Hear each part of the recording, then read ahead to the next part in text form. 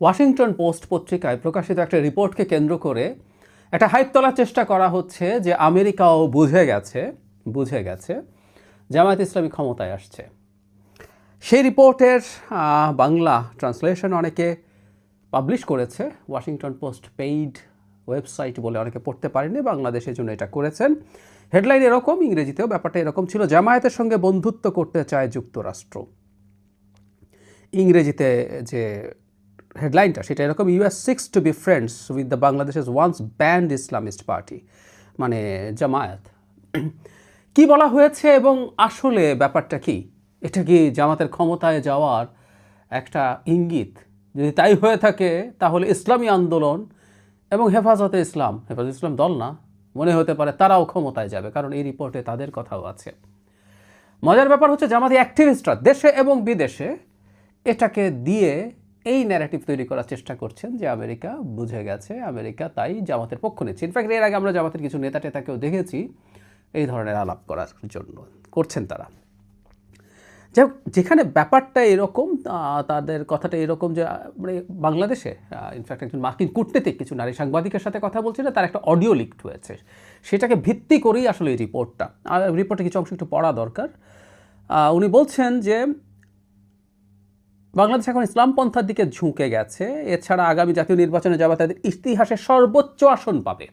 মজার ব্যাপার, আমি দু একজন জামাতি অ্যাক্টিভিস্টকে দেখেছি এরপর যোগ করে দিচ্ছেন যে এমনকি তারা ক্ষমতায়ও চলে যেতে পারে, না ইংলিশ ভার্সনেও ক্ষমতায় চলে যেতে পারে, এটার কথা নেই। তারপর বলছেন তিনি এমন অবস্থায় তারা জামায়াত ইসলামের সঙ্গে বন্ধুত্ব করতে চান যে দল বেশ কয়েকবার স্বৈরাচার শেখ হাসিনার আমলে নিষিদ্ধ হয়েছিল। কূটনীতিক নারী সাংবাদিকদের বলছেন, আমরা চাই তারা আমাদের বন্ধু হোক। এছাড়া ছাত্র শিবিরের নেতাদেরকে তারা ডাকবেন কিনা, শিবির ওখানে আসবেন কিনা, এগুলো তারা জানতে চাইছেন। এরপর তিনি বলছেন জামায়াত নির্বাচিত হতে পারলে বাংলাদেশের শরিয়া আইন চালু করবেন। আমি ঠিক জানি না জামায়াত গিয়ে কানে কানে বলে এসছে কিনা মার্কিন এম্বাসির লোকজনকে, কারণ এই রিপোর্টেই আছে ওয়াশিংটনে 4 বার বৈঠক হয়েছে জামাতের সাথে মার্কিন কূটনীতিকদের, এবং বাংলাদেশেও বেশ কয়েকবার হয়েছে। এটা মানে বাংলাদেশে যে মানে কূটনীতিকরা আছেন মার্কিন দূতাবাসের, তারাই স্বীকার করেছেন স্পষ্টভাবে। ওনাদের কানে কানে বলার অভ্যাস আছে। আমি অনেকবার এটা নিয়ে কথা বলেছি। বিবিসি বাংলার একটা রিপোর্টে দেখা গেছে ভারতের শ্রীরাধা দত্তকেও জনাব আবদুল্লাহ মোহাম্মদ তাহের বলেছেন তারা শরিয়া আইন কায়েম করছেন না। যাই হোক, তিনি বলছেন যদি শরিয়া আইন কায়েম করে তাহলে পরদিনই 100% শুল্ক আরোপ করবে পোশাক শিল্পে। তারপর তিনি বলছেন তারা শুধু জামায়াত না, হেফাজতে ইসলাম এবং ইসলামী আন্দোলন বাংলাদেশের সঙ্গেও হয়তো যোগাযোগ করবেন। তিনি বলেন আমরা চাই তারা আমাদের বন্ধু হোক, কারণ আমরা চাই আমাদের কাছে এমন সুযোগ থাকবে আমরা ফোন দিয়ে বলবো আমরা কিন্তু যা বলেছি সেভাবে ব্যবস্থা নেবে, এটা শরিয়া আইন প্রসঙ্গে। এবং তিনি বলছেন বাংলাদেশে এটা সম্ভব না, বাংলাদেশের অর্থনীতি পুরো পোশাক শিল্প ডিপেন্ডেন্ট এবং এর 20% রপ্তানি নির্ভর করে পোশাক শিল্পের ওপর।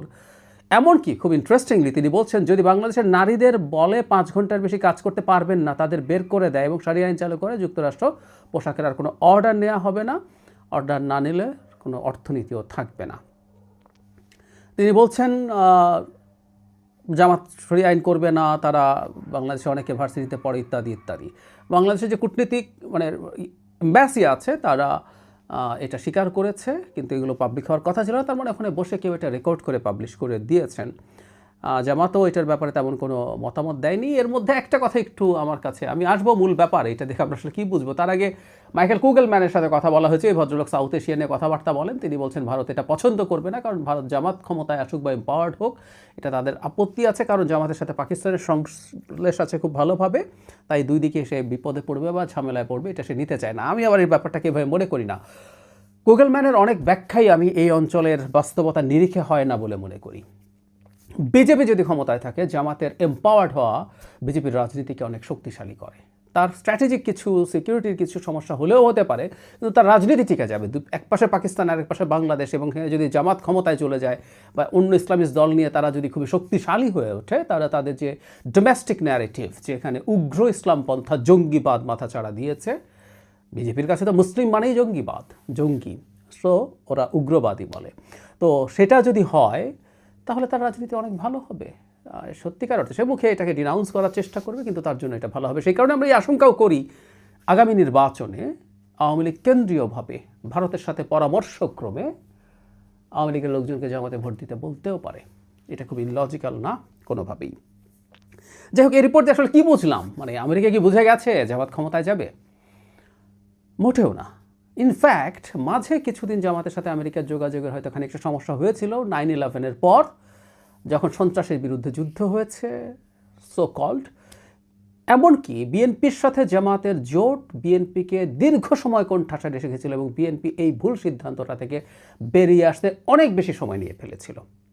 তার আগে আমেরিকা র্যাদার জামায়াতে ইসলামীকে বেশ পেট্রোনাইজ করতো একটা কারণে। তারা মনে করতো যে ইসলামী দেশগুলো বা মুসলিম প্রধান দেশগুলোতে ইসলামী রাজনীতি মানে কনস্টিটিউশনাল ইসলামী রাজনীতির একটা জায়গা থাকা দরকার। তাতে লোকজন জিহাদি হয়ে উঠবে না, লোকজন খেলাফত কায়েম করতে চাইবে না বা ইসলামী বিপ্লব করতে চাইবে না।